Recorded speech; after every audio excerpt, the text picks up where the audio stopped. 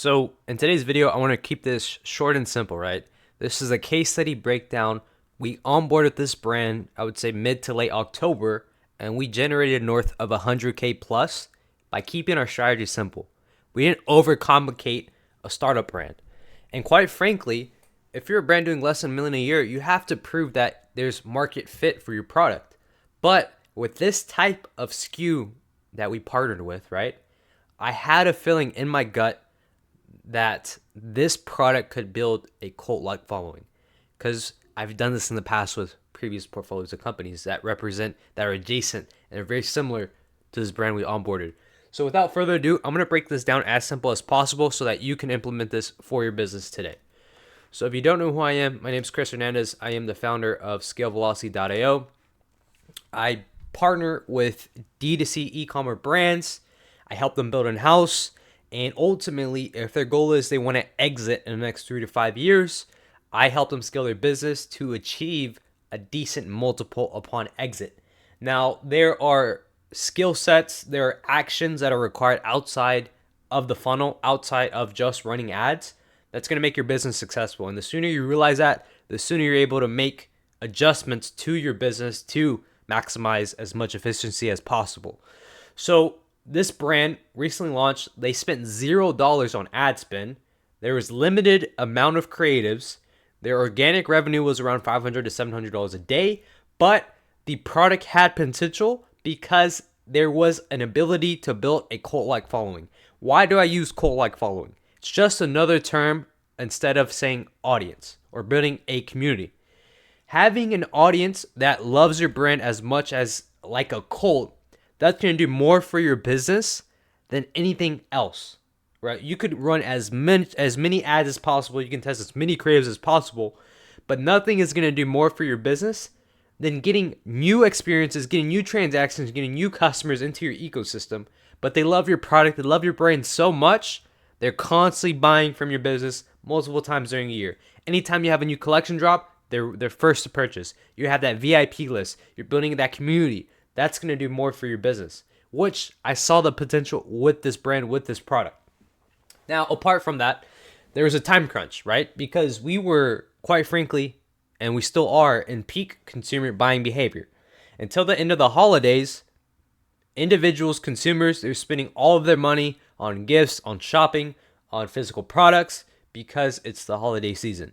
So we immediately ramped up our creative production by placing a high-level creative strategist into the business as well as an editor. We focused on increasing static images and increasing the volume on that. We made our offer really simple. It was up to 25% off, and we made sure that was congruent from the front end to the post-click experience. Our campaign structure, CBO, Evergreen Broad Campaign, send traffic to PDP page. We had an Advantage Plus campaign hosting post-ID winners, and then we had our ABO manual campaign for extensive creative testing. Now, year to date, without any sales 8 months prior, we already crossed 100K.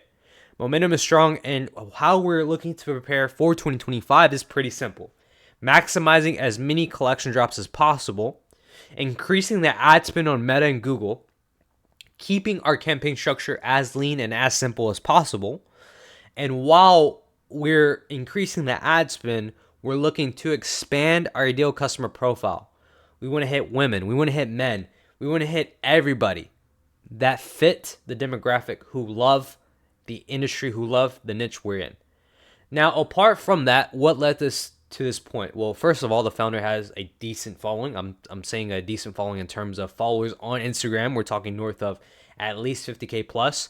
The brand itself has an energy, a vision that a lot of supporters get behind, right? And it's easy when you're in the apparel space. It's easy when you're in the athletic space, athleisure space, so on and so forth, right? You have winter, you have summer, you have room to constantly promote new SKUs that fit the season, right? So for apparel, we're getting ready for winter launch. For other areas outside the business, as we get into spring, as we get into summer, then we're creating collection drops that mimic that.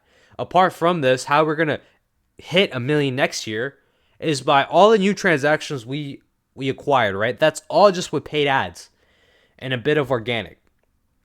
But just wait until we launch the retention strategy, the back-end retention strategy to now maximize as much LTV for everybody that just purchased from our business this year, right? That is the plan.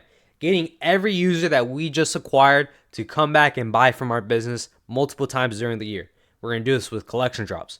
We're going to do this with timing seasonality, right? Depending on the weather, so on and so forth, so that we align on winter drops, summer drops, spring drops, fall drops, right? We're going to create SKUs that mimic those seasonality changes within time of year, right? We're going to address this on the creative front, so on and so forth, right? So I say this to say there are a lot of companies that overcomplicate the startup phase, right? And to put it quite simple, the way you're going to achieve front-end profitability is by building marketing assets, creatives, landing pages, offers, maximizing efficiency across your access channel, right? If you're spending on Meta, you want to keep increasing the ad spend, you want to keep increasing the efficiency, you want to split test offers, you want to split test landing pages, you want to split test other variables outside of the funnel, right? Once you have some sort of surplus to cash flow on the front end, we utilize that to extend into other adjacent access channels. We might run on Google. We might look to expand onto either a YouTube or a TikTok, so on and so forth, right? From there, operations are lean, right? You need a creative strategist, you need an editor. That's pretty much the whole entire creative flywheel system. 2 hires. From there, you're making funnel iterations, you're scaling access channels. Now you're focusing on retention. For this brand in particular, we're maximizing retention strategy. We're looking to optimize email and SMS. We're looking to implement post-purchase surveys. We want to build a loyal user community and resources so that if we want to raise capital to fuel growth, we can. If we want to expand into new markets, we can. But we have everything needed to, in the next 6 to 18 months, if we want to enter exit discussions, we can.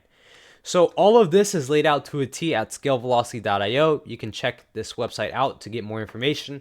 If you want to skip the phase of you getting burned by ad agencies, you can book in a call down below. And of course, if you want to look into our testimonials, our case studies, you can check that out. But I say this to say, scaling an ecom brand doesn't have to be difficult. You can just follow me at @thechrisHRDZ to get my daily blueprints, what I'm seeing in our portfolio, so that you can implement it for your business. If there's any questions, drop them down below. I'll see you guys in the next video.